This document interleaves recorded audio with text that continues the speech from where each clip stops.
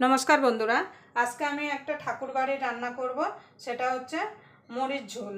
आमी एखाने मरिच झोलटा बानानोर जन्य की सब्जी निয়েছি देखिए दिচ্ছি। एखाने निয়ে নিয়েছি झिंगे, एखाने पेঁপে, एखाने एक मीडियम साइजर छोटो आलू, चार पाँचटा पटल এইভাবে আমি একটু একটু চোকলা রেখে কেটে নিয়েছি।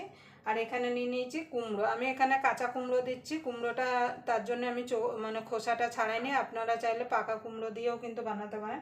আমি যে সবজি দিচ্ছি সেই সবজি যে আপনাদের দিতে হবে এমন কোনো কথা না, আপনারা আপনাদের পছন্দ মতো সবজি কিন্তু এখানে দিতেই পারেন।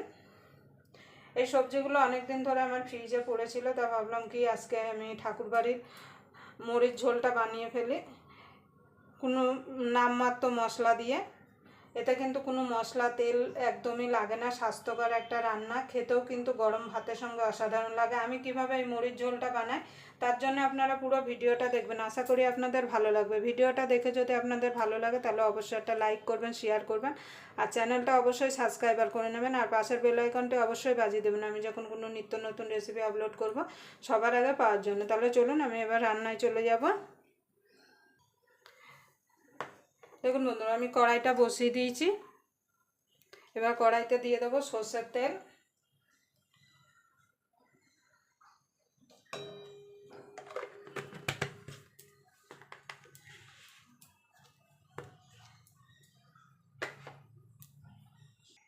দেখুন বন্ধুরা, তেলের মধ্যে দিয়ে দেবো একটুখানি ঘি।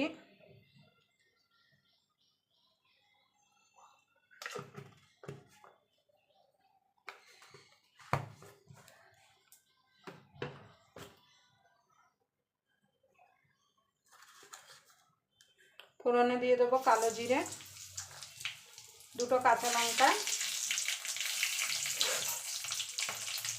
এবার ফোড়নটা একটুখানি ভালো ভাজা করে নেব।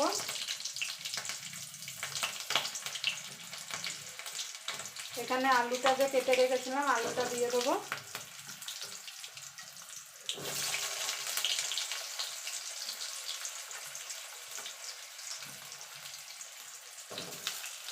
আলুটা আর পেঁপেটা একসঙ্গে দিয়ে দেবো।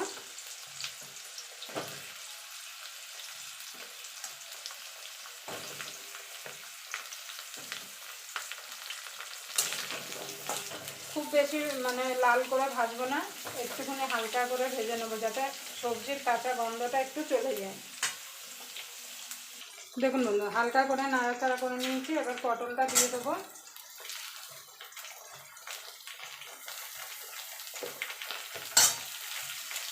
পটলটা দিয়ে পটলটাও একটুখানি নাড়াচাড়া করে নেব। এখানে কিন্তু লাল করে ভাজা যাবে না, মানে সবজির খালি কাঁচা গন্ধটা চলে গেলেই হবে।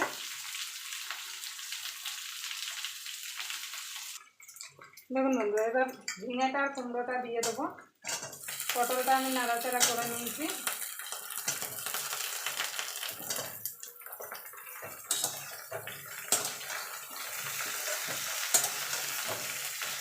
এবার পটল এই ঝিঙেটা আর কুমড়োটা দিয়ে আরেকটু নাড়াচাড়া করে নেব।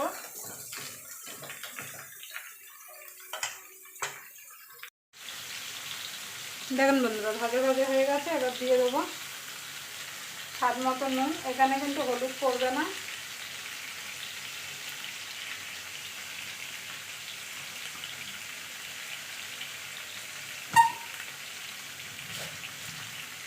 দিয়ে দেবো চিনি।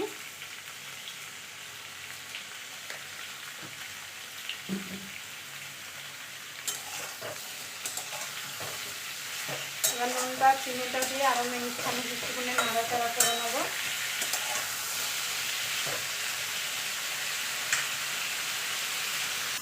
দেখুন বন্ধুরা, এবার জল দিয়ে দেবো। এখানে কিন্তু ঝোল হবে, তার জন্য জলটা একটু বেশি দিতে হবে। দেখুন বন্ধুরা, জল দিয়ে দিয়েছি। এবার আমি ঢাকা দিয়ে দেবো। যতক্ষণ সবজিগুলো সিদ্ধ না হচ্ছে ততক্ষণ রান্না করে নেব। দেখুন বন্ধুরা, একটা মশলা করব, তার জন্য এখানে একটা মিক্সির জার নিয়েছি। দিয়ে দেবো কালো জিরে আর 3টে কাঁচা লঙ্কা। এগুলো দিয়ে একসঙ্গে একটা পেস্ট বানিয়ে। দেখুন বন্ধুরা, পেস্টটা করে নিয়ে চলে এসেছি। এখানে আমি দুধটা আগের থেকে জাল দিয়ে রেখেছি। এবার দুধের মধ্যে পেস্টটা দিয়ে দেবো, কালো জিরে আর কাঁচা লঙ্কা মিক্সির জারটা ধুয়েও দিয়ে দেবো। দেখুন বন্ধুরা, সবজিগুলো দেখুন সুন্দরভাবে সব সিদ্ধ হয়ে গেছে। দেখুন আলু সিদ্ধ হয়ে গেছে, পেঁপেও সিদ্ধ হয়ে গেছে, আর কুমড়ো আর ঝিঙে পটল তো সিদ্ধ হয়ে গেছে। এখানে যে আমি দুধ আর মশলাটা করে রেখেছিলাম কালো জিরে আর কাঁচা লঙ্কা দিয়ে, সেটা দুধের মধ্যে দিয়ে এবার মিশিয়ে দেবো। আপনারা নুন মিষ্টিটা অবশ্যই একটু চেক করে নেবেন। এবার ফুটে উঠলে আমি এটা নামিয়ে দেবো। তাহলে আমাদের ঠাকুরবাড়ির একদম হালকা পাতলা স্বাস্থ্যকর মুড়ির ঝোল রেডি হয়ে যাবে। এটা কিন্তু গরম ভাতের সঙ্গে খেতে কিন্তু অসাধারণ লাগে। দেখুন বন্ধুরা, নামানোর আগে একটুখানি ঘি দিয়ে দেবো।